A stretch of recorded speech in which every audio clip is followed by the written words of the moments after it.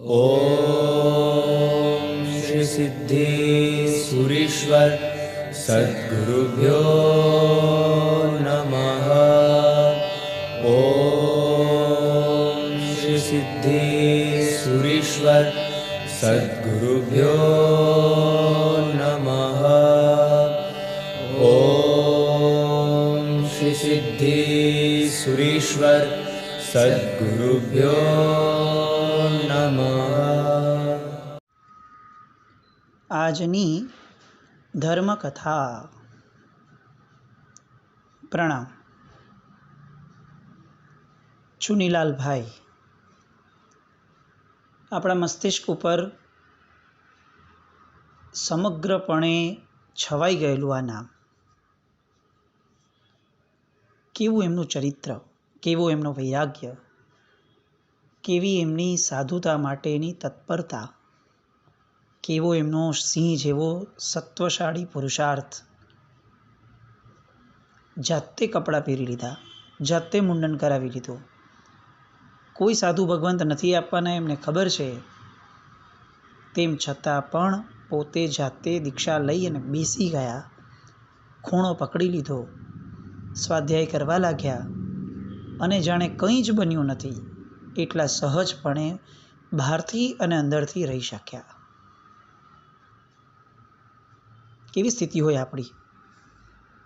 કોઈનાથી છુપાઈને કંઈ કર્યું હોય આપણે, ભલે ને શુભ કાર્ય હોય, પણ ભય કેવો અંદર ઊભો હોય, હમણાં આ લોકો આવી જશે તો?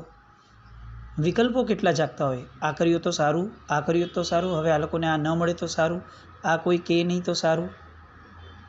આમાંનું કંઈ જ નહીં। અને એટલે જ ચુનીલાલભાઈ અસામાન્ય વ્યક્તિત્વ બની શક્યા, કારણ કે એમણે એમના મનને જીત્યું હતું, જેની સામે આપણે લાચારીથી હંમેશા હારી જ જઈએ છીએ। પરિવારજનોને ચુનીલાલભાઈ મળ્યા, બૂમાબૂમ થઈ, લોકો ભેગા થયા, ટોળું બહારથી સખત એક પછી એક વાતો કરી રાખે છે, અને ટોળું શું ન બોલે, એમાંથી તો કંઈ પણ નીકળે। એની પત્નીનું શું થશે? એની પત્નીને કોણ સાચવશે? એનું ભરણ પોષણ કોણ કરશે? આખી જિંદગી આ એની પત્ની ન ધણિયાતી થઈને રહેશે। જો આ જ બધું કરવું હતું તો દીક્ષા શું કામ ન લીધી, લગ્ન શું કામ કર્યા? હવે એ બિચારીને સુખ કોણ આપે? એના બિચારીને કોઈ અરમાન નહીં, એને પોતાની કોઈ જીવનની ધારા જ નહીં। આવી રીતે બેફામપણે દીક્ષા લઈ લેવાની, કોઈનો વિચાર નહીં કરવાનો, આ ધર્મ છે? કોણે શીખવાડ્યો આવો ધર્મ? કેટલી વાતો! ઘરનાઓનું શું? મા બાપે આટલો મોટો કર્યો, એને કેટલી ઈચ્છાઓ કરીને મોટો કર્યો હશે, એ બધી ઈચ્છાઓનું શું? પાછલી ઉંમરમાં આવી રીતે છોડી દેવાના મા બાપોને? ધંધો એનું શું કરવાનું? ભાઈઓ એના આધારે બેઠા હતા, જવાબદારીઓથી ભાગી જાય છે, આવી કેવી સાધુતા? કેટલા સવાલો, કેટલા! અને આમ જોવા જઈએ તો એ લોકોને લાગી વળગે શું? કંઈ જ નહીં। ઘણીવાર વિચાર આવે કે આ લોકોનો ટોળું અથવા લોકો આજે જે રીતે આપણે વર્તીએ છીએ એ પ્રમાણે એવું લાગે કે ઓલો કદાચ ગુજરી જશે ને કોઈ માણસ, તો એને કંઈ ફરક નહીં પડે, પણ એ પોતાની રીતે જીવતો હશે ને તો અનેકને ફરક પડતો હશે। આ માનસિકતામાંથી આપણે બહાર આવવું જોઈએ। ખરેખર એક વસ્તુ, આવા બધા દ્રષ્ટાંતો વાંચીએ, સાંભળીએ ત્યારે એવું લાગે કે આપણે લોકો કદાચ મહાપુરુષ ન બની શકીએ ને તો ચાલે, પણ એટલીસ્ટ આવા ટોળાનો ભાગ તો આપણે ન બનવું જોઈએ। જ્યાં જે અશુભ છે ત્યાં કોઈ ગમે તે કેમ કેટલું બોલતું હોય, આપણે ત્યાં આપણું અસ્તિત્વ લઈ જ નથી જવું। કોઈ ગમે તેટલી કેમ કોઈ સારા વ્યક્તિની અશુભતા ફેલાવતું હોય, આપણે એને કાન આપવા જ નથી। આટલું સત્વ જૈન કુળમાં જન્મ્યા પછી, આટલા જીનવાણીના શ્રવણ પછીથી જો આપણે ન પ્રગટાવી શકીએ, તો હું એમ કહું કે અસામાન્ય માનવી બનવું એ તો સ્વપ્ન થઈ જશે। એક સામાન્ય માનવી તરીકે પણ આપણે મરી નહીં શકીએ। ધર્મ મહાસત્તાની દ્રષ્ટિએ આપણા જીવનની અંદર આપણે 80 વર્ષમાં શું કર્યું, આવો જ્યારે હિસાબ લેવાશે તો કદાચ આપણી એસેટવાળી જે સાઈડ છે બેલેન્સ શીટની, એ એમાં શું લખાશે એ જ સવાલ છે. અને આ ટોળું બીજું કાંઈ કરી શક્યું કે ન કરી શક્યું, પણ એ એમના પરિવારજનોને ખાસ્સું એવું બળ આપી શક્યું. જે પરિવારજનોના મગજ ઉપર મોહ છવાઈ ગયો હતો, મોહનું સામ્રાજ્ય સંપૂર્ણપણે એને કંટ્રોલમાં લઈ લીધું હતું એ લોકોના મગજને, એ પરિવારજનોને સખત બળ મળ્યું કે જુઓ અમે એકલા નથી, તારી દીક્ષાનો વિરોધ કરનારા કેટલા બધા લોકો છે. અને આ તો ચુનીલાલભાઈ સંપૂર્ણ વૈરાગી છે. એમણે તો કદાચ કોઈ દ્રષ્ટિ પણ નહીં કરી હોત, પણ એવું ચોક્કસપણે લાગે કે કદાચ રખેને એમણે આ ટોળા તરફ દ્રષ્ટિ કરી હોત ને, તો એમાંના કેટલા બધા એમને એવા મળ્યા હોત કે જે લોકો પ્રવચનમાં બેસી અને ચારિત્ર ધર્મની વાતોને બહુ પ્રેમથી સાંભળી અને વાહવા કરતા હશે.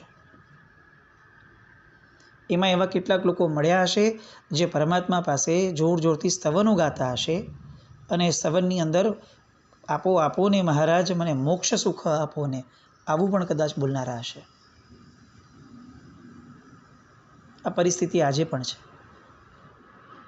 અને આ પરિસ્થિતિ આવી જ રહેશે જો આપણે કંઈ નક્કર મનમાં વિચારણા નહીં કરીએ તો.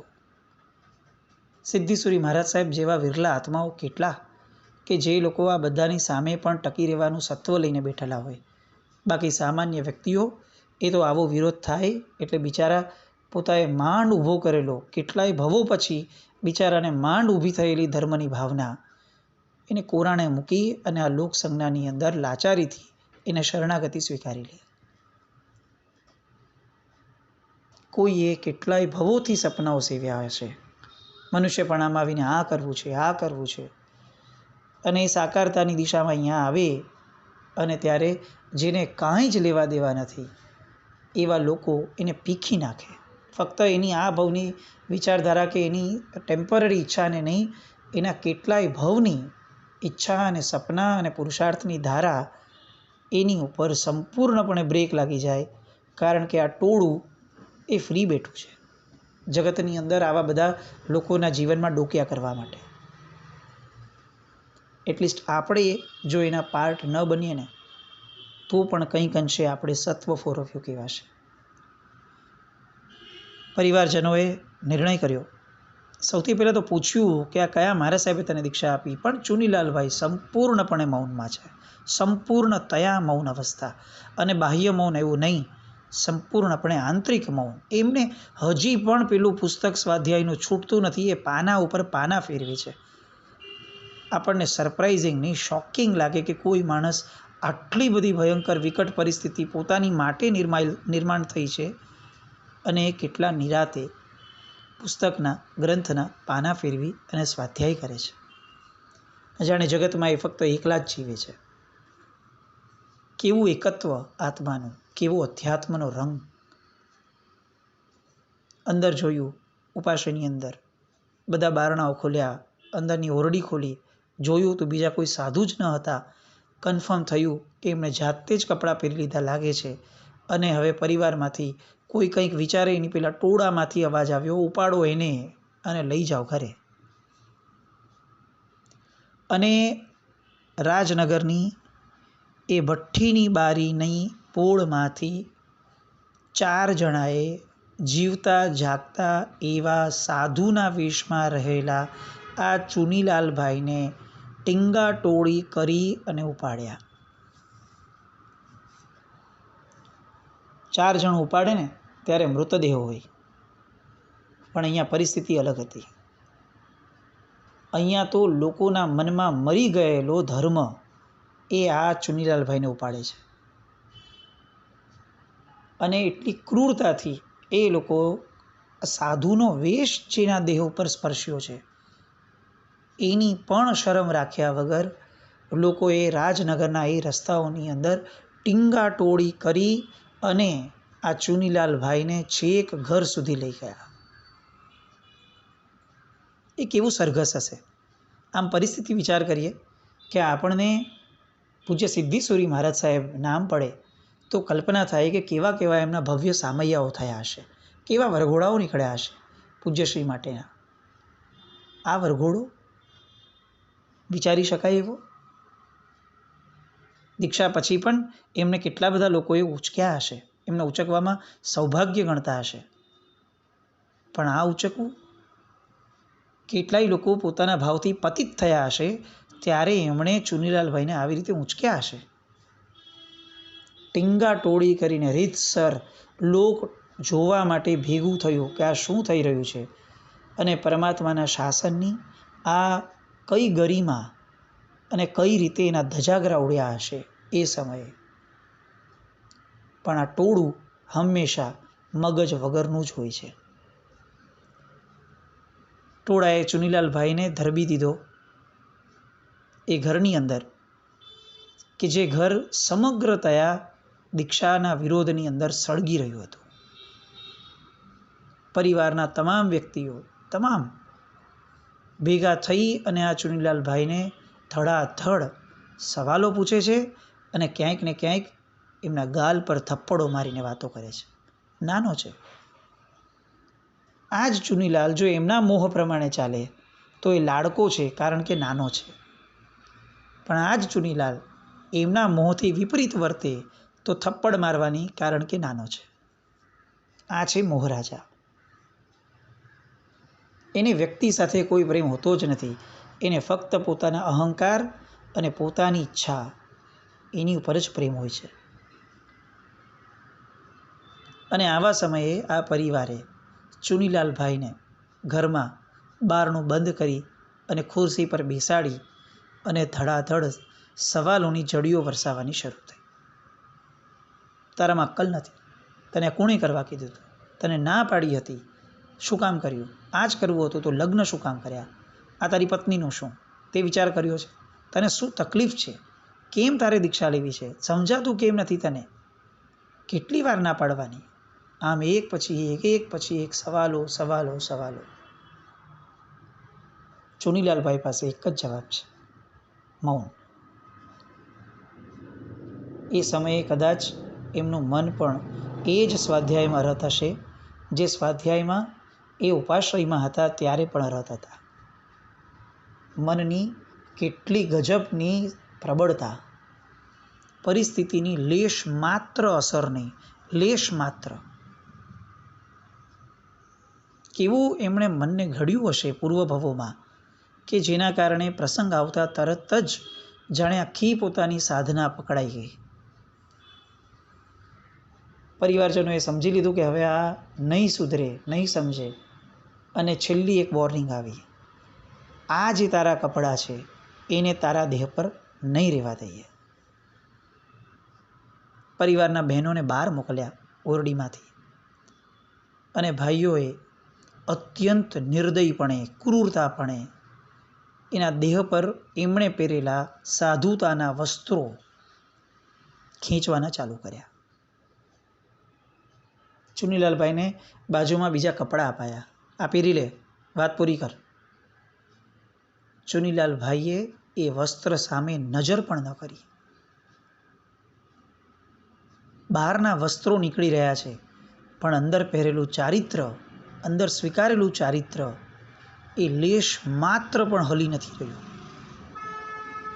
એક પછી એક ખેંચતા પરિસ્થિતિ એ આવી ગઈ, એમના દેહ ઉપર એક પણ વસ્ત્ર ન રહ્યો. અને કહેવામાં આવ્યું કે હવે આ વસ્ત્રો પહેરી લે સંસારના. ચુનીલાલભાઈએ એ વસ્ત્ર તરફ નજર પણ ન કરી. લોકોએ એમને ધક્કો માર્યા, એ કપડાં હાથમાં પકડાવ્યા, કપડાં સરકી ગયા, કારણ કે પકડવા માટે જે ગ્રીપ જોઈએ એ તો આખી ને આખી ક્યારની છૂટી ગયેલી. સંસારની જ ગ્રીપ છૂટી ગઈ છે, કપડાની ગ્રીપ શું રહેશે. કોઈ કાળે એક શબ્દ બોલવા તૈયાર નથી. પરિવારજનો થાક્યા. વિચાર્યું કે ક્યાં સુધી આમ નિર્વસ્ત્ર પડ્યો બેસે, એને તો કપડાં પહેરવાનું થશે જ ને. અને પરિવારજનોએ નિર્ણય કર્યો, બહારથી તાળું લગાડી દો આ ઓરડીની અંદર, ખાવા પીવાનું કાંઈ નહીં આપો, એક સૂર્યપ્રકાશ પણ ન આવે એવી સ્થિતિમાં એને મૂકી દો.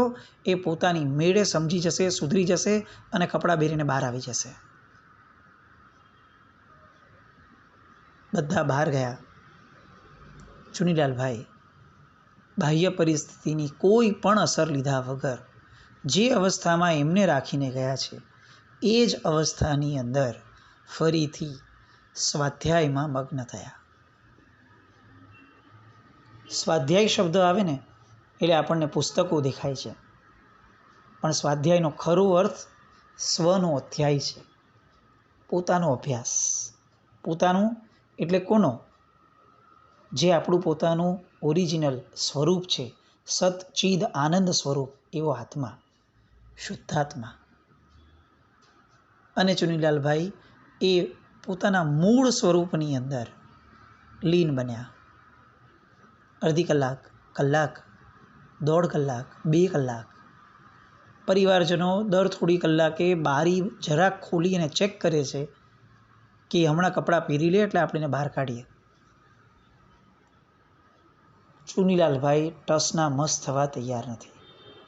એમને કોઈ તકલીફ જ નથી ને એમને કોઈ કમ્પ્લેન પણ નથી, કારણ કે એમની માટે બાહ્ય કોઈ પણ પરિસ્થિતિ એ એમની પોતાની છે જ નહીં.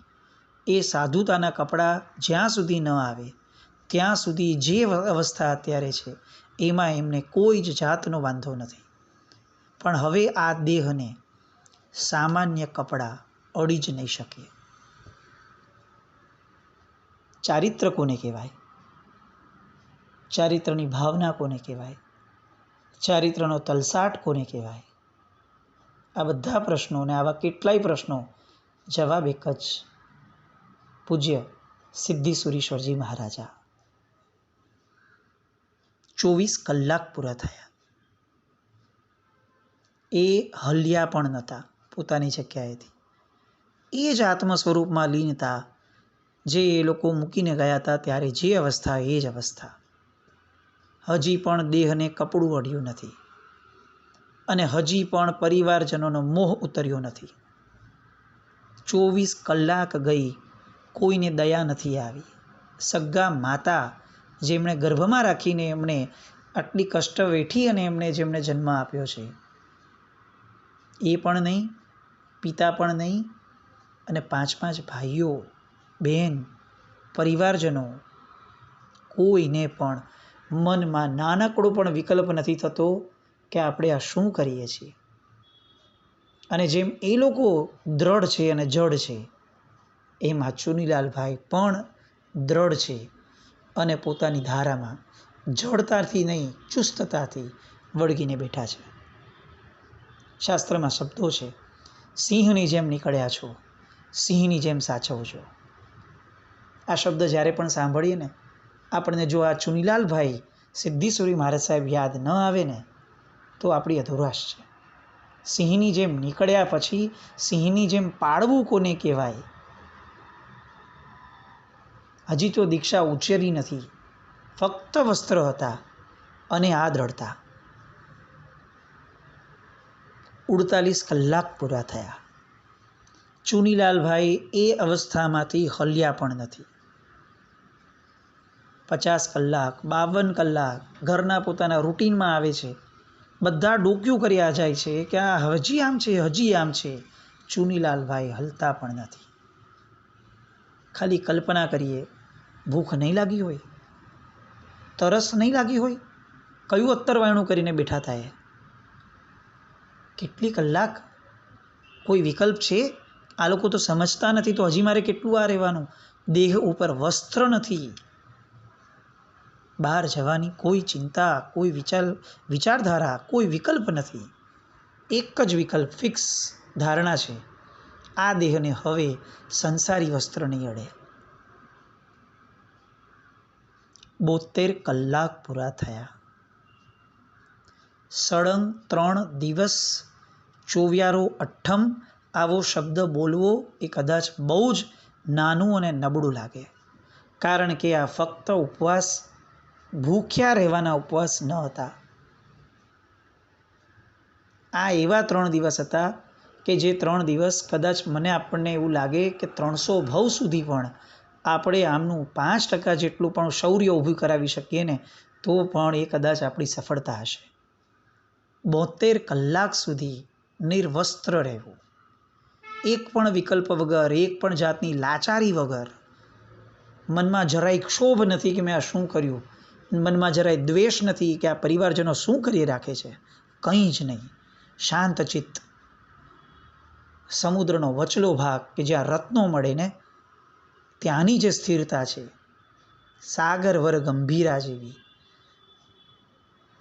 એ સ્થિરતાની અંદર આ ચુનીલાલભાઈ એટલા બધા મગ્ન બન્યા છે. ઘણીવાર એવું લાગે કે આટલી મગ્નતામાં રહેલા ચુનીલાલભાઈને પણ જો કેવળ જ્ઞાન ન થયું ને તો એનો એક જ ઉત્તર મળે છે, કારણ કે આ કાળમાં કેવળ જ્ઞાન શક્ય ન હતું. બાકી આવો પુરુષાર્થ, આવી ધારા, આવું સત્વ, આવું શૌર્ય, આવો સંયમ, કેટલા વિશેષણો અને કેવી આંતરિક ધારા. 72 કલાક પૂરા થાય છે ચુનીલાલભાઈના મનમાં, તનમાં, રૂવાડામાં પણ વિકલ્પ નથી જાગતો. શું થાય છે હવે? આવતીકાલે જોઈએ. પણ આવતીકાલ સુધી હું પ્રામાણિકપણે આ વિનંતી કરું છું, નમ્રપણે, આ ચુનીલાલભાઈને સ્પર્શવાનો આખી 24 કલાક સુધી આપણે પ્રયત્ન કરીએ. આ 72 કલાક જે એમના ગયા, એમને કુદરતી હાજતોનો પણ તકલીફ નહીં થઈ હોય? શું શરીર પરનો યોગાભ્યાસ લઈને બેઠા હશે? ભૂખ, તરસ, બધું જ સાઈડ પર, ફક્ત પોતાનો સાધનાનો યોગ, પોતાનો સંકલ્પ, પોતાનું પ્રણિધાન. અને હવે આ પ્રણિધાનનો અંત શું આવે છે આવતીકાલે જોઈએ. જીનાજ્ઞા વિરુદ્ધ કંઈ પણ બોલાયું હોય તો મિચ્છામિ દુક્કડમ. જૈનમ જયતિ શાસન.